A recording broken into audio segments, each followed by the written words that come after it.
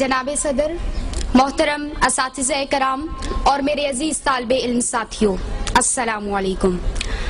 آج مجھے جس موضوع پر لب کشائی کا موقع ملا ہے وہ ہے اسلام مساوات کا درس دیتا ہے۔ اس سے پہلے کہ میں آج کے عنوان کی طرف آؤں، اپنے نہایت قابل احترام اساتذہ کرام کا شکریہ ادا کرنا ضروری سمجھتی ہوں کہ جنہوں نے وقت کی نزاکت کا ادراک رکھتے ہوئے نہایت اہم موضوع کا انتخاب کیا۔ عزیز ساتھیوں، اسلام کا یہ سنہری سبق نہ صرف اسلامی معاشرے کا ایک اہم ستون ہے بلکہ اس آفاقی درس میں ہی انسانی معاشرے کی بقا کا راز پنہا ہے۔ ہم سب بخوبی جانتے ہیں کہ اسلام سے پہلے دور جاہلیت میں نوزائیدہ بچیوں کو زندہ درگور کرنے کا رواج عام تھا۔ ہادی برحق حضرت محمد صلی اللہ علیہ وآلہ وسلم نے نہ صرف اس جاہلانہ رواج کا خاتمہ کیا بلکہ مرد و زن کے درمیان مساوات یعنی برابری کا لازوال پیغام دیا۔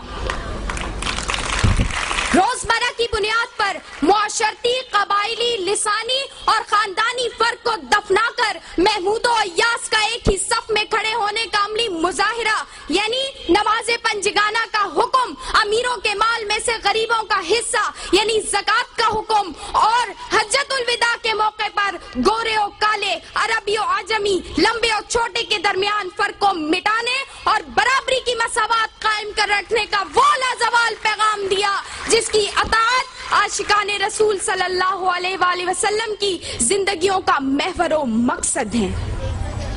حضرت عمر رضی اللہ تعالیٰ عنہ کے دور میں مال غنیمت کے بابت خلیفہ وقت سے رعایا کا استفسار ہو یا حضرت علی رضی اللہ تعالیٰ عنہ کے دور میں خلیفہ وقت کے خلاف یہودی کے حق میں فیصلہ،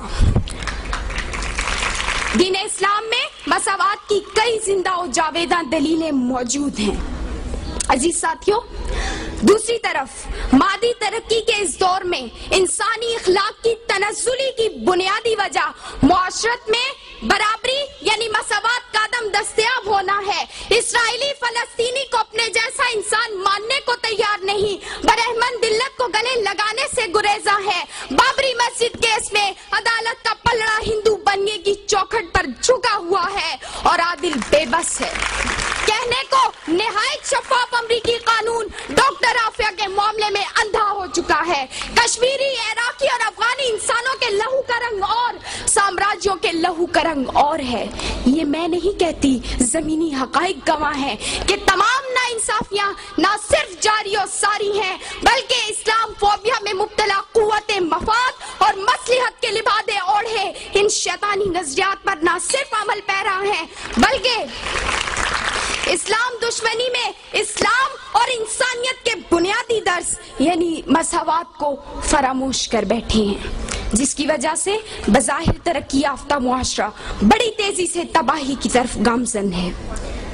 اور اب اپنی تقریر کا اختتام اس حدیث مبارکہ سے کرنا چاہوں گی۔ نبی کریم صلی اللہ علیہ وآلہ وسلم نے فرمایا کہ کوئی بھی معاشرہ کفر پر تو قائم رہ سکتا ہے مگر ناانصافی پر نہیں۔ شکریہ۔ آئیں گی